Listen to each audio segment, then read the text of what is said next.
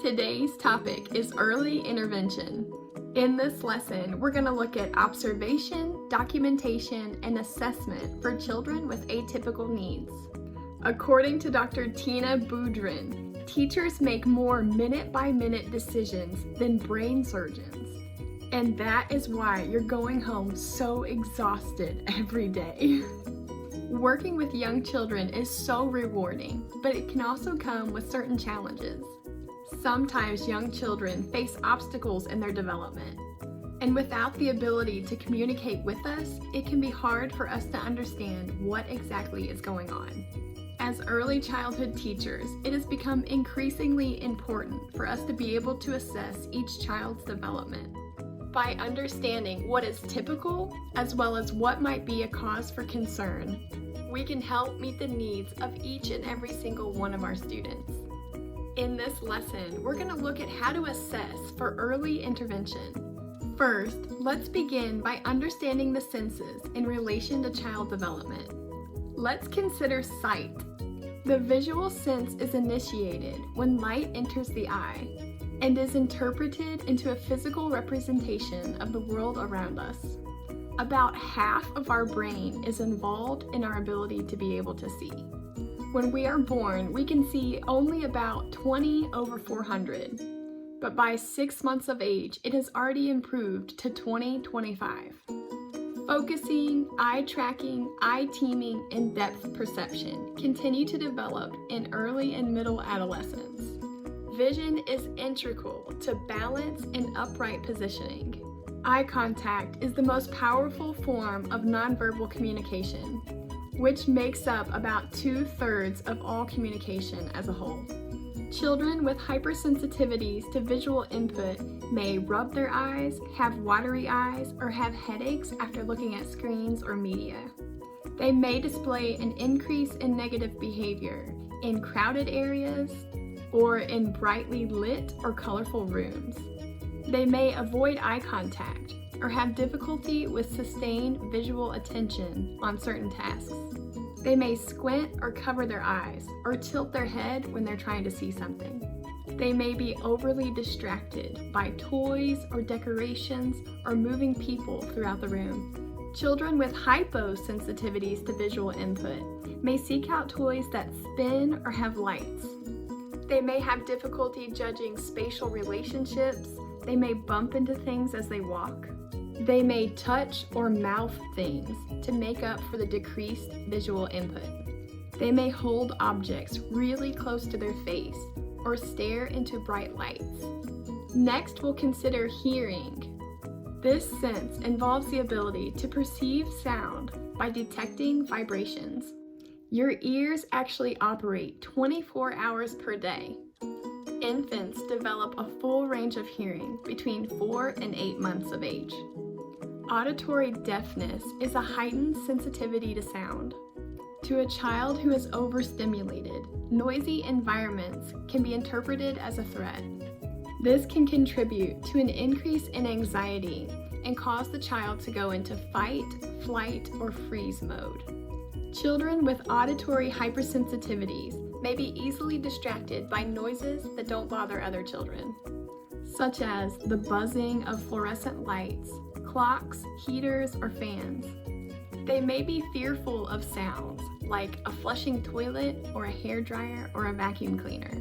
They may be easily startled and reluctant to go out in public places, like a movie theater or a ball game or a park.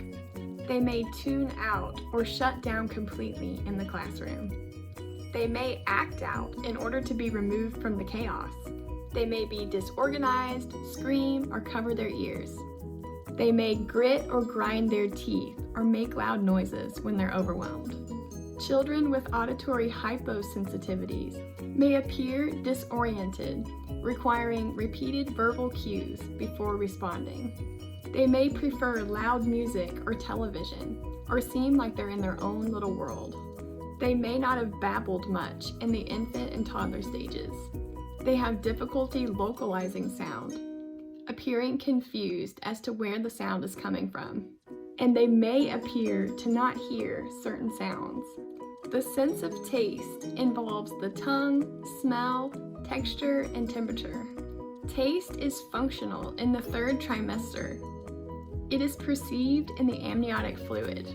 Until about 9 months of age, babies learn about touch and texture by putting everything in their mouth. Our emotions and taste sensations are strongly connected. Children with oral hypersensitivities may be picky eaters, avoiding certain food choices or textures that they deem are unsafe. They may remove food from utensils using only their teeth. They may gag easily or highly dislike brushing their teeth. They may smell foods before taking bites or refuse to eat at other people's houses. They may have difficulty with sucking, chewing, or swallowing, and they may prefer bland foods as opposed to salty or sweet or sour. On the other hand, children with oral hyposensitivities prefer to have really flavorful food. They may drool more than usual. They may frequently have inedible objects in their mouth, like shirt sleeves or bag handles, books or pencils. They may crave condiments like ketchup or barbecue sauce. They take large bites. They stuff their mouths full, and they are more susceptible to choking. Olfaction is the sense of smell. It's the very first sense to develop, and it's fully functioning by the time we are born. Newborn babies can recognize the scent of their mother and the smell of her breast milk. It is strongly connected to the sense of taste, and it's necessary for us to be able to perceive taste. 75% to 95% of our food taste comes from smell. The olfactory bulb is part of the limbic system, which has direct connections to our memory and our emotion. In fact, 75% of emotion is linked to smell. Children with hypersensitivities to smell may ask, "What's that smell?" when no one else can perceive it or is bothered by it. They may refuse to eat certain foods because of the way they smell. They may lose their appetites when eating in restaurants or in large groups. They may become nauseated by bathroom smells or body odors. They may be irritated by perfumes, colognes, or certain lotions. And they may pull away from you if you have a strong scent. Children with hyposensitivities to smell may not have a strong appetite. They may have difficulty with discrimination among odors. And they may eat or drink things that are harmful or poisonous because they cannot register the smell. Touch is the sense that involves input through skin receptors. Our skin is the largest sensory organ in which we rely on information about our environment. The areas of the body with the most touch receptors are the face, lips, tongues, hands, and feet. Early touch is crucial for normal cognitive and physical development. Tactile input is directly related to motor skills, cognition, and psychosocial skills. Children with hypersensitivities to touch may not enjoy being held or cuddled. They may arch their back or pull away from their caregivers. They may be extremely ticklish to any kind of touch or pressure that is not firm. They may be fearful of standing in line or standing too close to their peers. They may remove their diapers in the toddler years or become irritated with any materials that touch their skin. Bed sheets, tags or seams in their clothing, turtlenecks, or even belts or elastic waistbands that are too tight. They may overreact to minor cuts, scrapes, or bug bites, and they may avoid messy play, painting, Play-Doh, sand and water, or even glue. They may walk on their toes or position their hands in like it wasn't me as they move about the world. Children with hyposensitivities to touch everything and everyone. They're not able to sense when they have food on their face or when their nose is running. They put everything in their mouth and they play rough with other kids or their pets. They have an extremely high pain tolerance, often not noticing their injuries or being indifferent toward their shots. They don't sense when they've been bumped or touched unless it's been done with great force. They may pinch or bite themselves or bang their heads. They seek out textures that provide strong input, like sandpaper or burlap or concrete or tree bark. And they love to get messy. Proprioception is the sense that uses input from your muscles and joints. It tells us about body position, pressure, stretch, or movement, and changes in position in space. It's an internal sense that tells you where your body parts are without having to look at them. It is one of the oldest senses and is unconscious in nature, meaning it is operating without our attention. Children with hyper-responsiveness may seem lazy or unmotivated and often sit on the sidelines. They may have poor posture or low muscle tone. They avoid high-energy activities like running or jumping or climbing. They may appear uncoordinated in daily tasks or avoid being touched by others. Children who are hypo-responsive may push, bite, hit, or kick other children because it feels good to them. They may have a poor sense of personal space. They love to jump and bump and stomp and crash. They trip and fall a lot. They love bear hugs and being wrapped up really tight like a burrito in a blanket. They prefer their clothes to be as tight as possible, and they often use extreme force with writing or erasing so that they tear the paper. They may grind their teeth or chew on pencils or other inedible objects that provide resistance.